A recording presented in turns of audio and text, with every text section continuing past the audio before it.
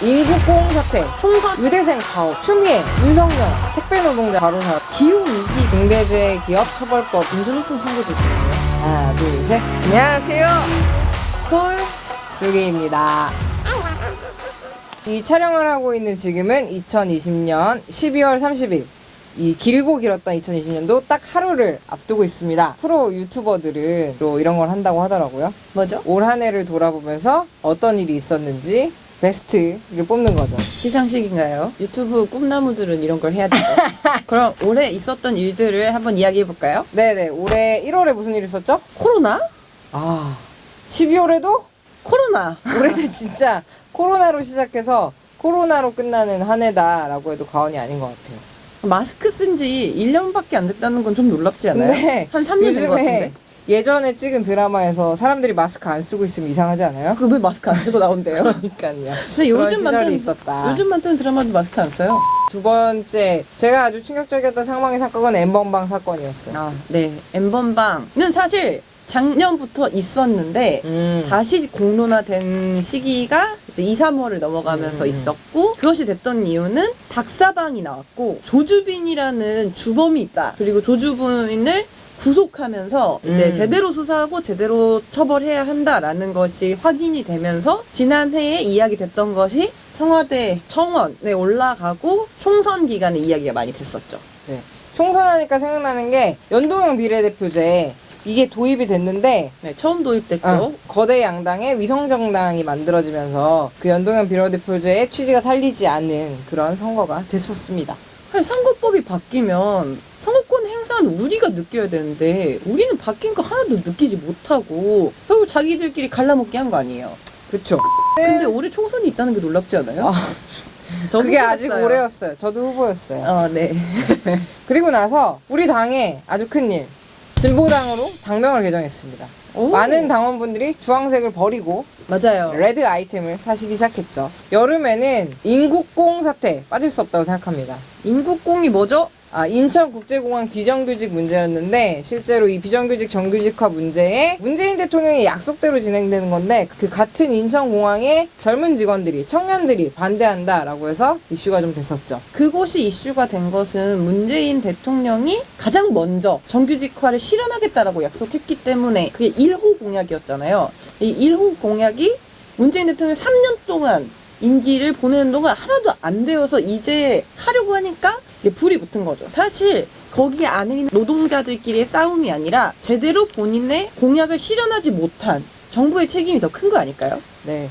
이런 비슷한 논란이 8월에도 있었는데 왜 비슷하다고 하냐면 젊은 청년들 사이의 갈등이라고 볼 수 있는 의대생 파업이 있었습니다. 공공의료를 늘리겠다는 것에 대해서 의대생들이 파업을 하는 일도 있었고요. 그래서 어떻게 됐죠? 시험을 못 봤죠? 네. 가을로 넘어와서는 사실 온통 뉴스를 도보했던 게 추미애, 윤석열 이 두 사람의 이름이었던 것 같아요. 심지어 지금까지. 저는 사모펀드를 이때 처음 알았어요. 이 와중에 택배 노동자가 명절 이후에 정말 많이 돌아가시는 소식이 있었고 최근에도 과로사로 목숨을 잃게 된 상황을 봤습니다. 한 직종에서 이렇게 그 일주일이었던 것 같아요. 명절 사이 일주일에 한 3분이 돌아가셨다는 소식을 들으니까 정말 무섭다라는 생각을 했습니다.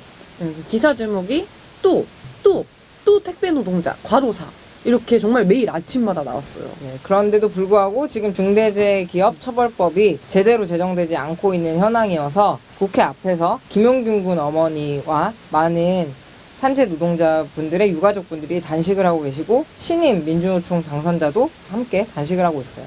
민주노총 선거도 있었네요. 네, 그쵸.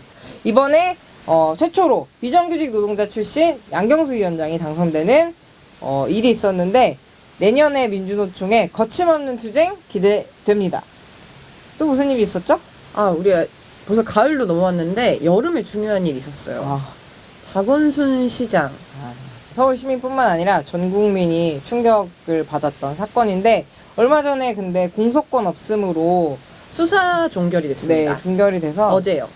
안타깝다라는 생각을 하고 있어요. 네, 이제 검찰과 감사원에서 할 수 있는 역할들이 있어서 조금 더 지켜봐야 될 것 같고, 올해 또 중요했던 건 기후 위기가 확실하게 왔다는 것을 많은 사람들이 인식한 거예요. 코로나 영향도 있었죠. 그죠? 장마, 폭염 이런 것들이 쏟아지면서 지구가 변하고 있다.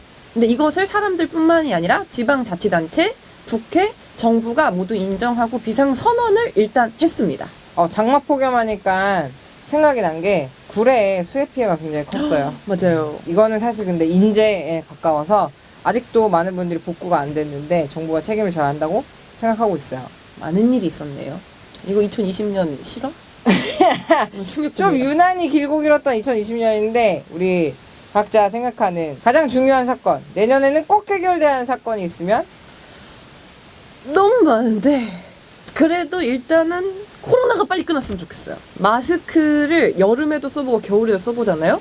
여름엔 더워 죽고 겨울에는 습기가 차서 맺혀서 어는 거 알아요?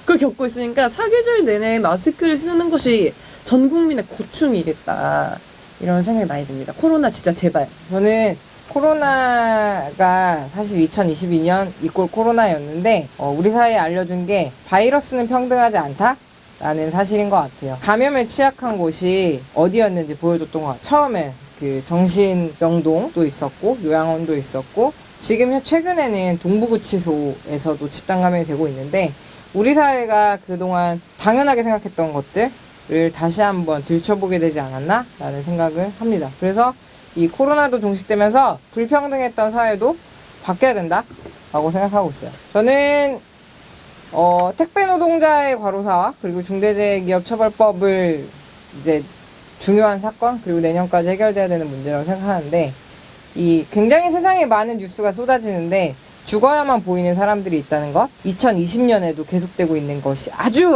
속상하고 화가 나고 안타깝고 참담하고 그렇습니다.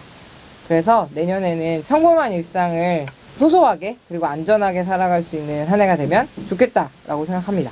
코로나 초기 3월에는 콜센터가 가장 이야기가 많이 됐고 추석을 지나면서 택배 노동자 이야기가 나왔죠. 콜센터는 모여있는 그 수칙을 지키지 않았던 것. 택배는 코로나가 생기고 추석이 오면서 쌓였던 모든 과로가 폭발하는 시점이었던 것 같아요. 그래서 우리는 누구를 고통받게 하면서 살고 있나 이런 생각을 많이 하게 됐습니다. 기후위기 비상선언을 했으니까 내년에는 뭘 해야 돼요. 일단 석탄발전소부터 없앱시다. 삼성이랑 포스코가 짓고 있거든요. 못 짓게 해야 돼요. 성폭력도 뿌리 뽑아야 됩니다. 할 게 너무 많아요. 그래서 우리가 이제 재보궐선거를 준비하고 있죠. 두둥. 4월 7일 서울시장 재보궐선거가 있는데요. 제가 출마를 준비하고 있습니다. 청년 렉에서 처음 말씀드립니다. 아니 그게 아니라 청년 렉에서는 처음 말씀드립니다. 네. 보이지 않는 노동자의 모습, 들리지 않는 목소리 이 렉에서 했던 것만큼 더 많은 곳에 알릴 수 있도록 지지하고 응원해 주시길 바랍니다. 2021년 시원하게 한 판 뒤집어 보시죠. 2020년 청년 렉을 시청해 주신 모든 구독자. 분들께 감사드리고요. 내년에도 새해 복 많이 받으세요. 많이 받으세요. 좋아요, 구독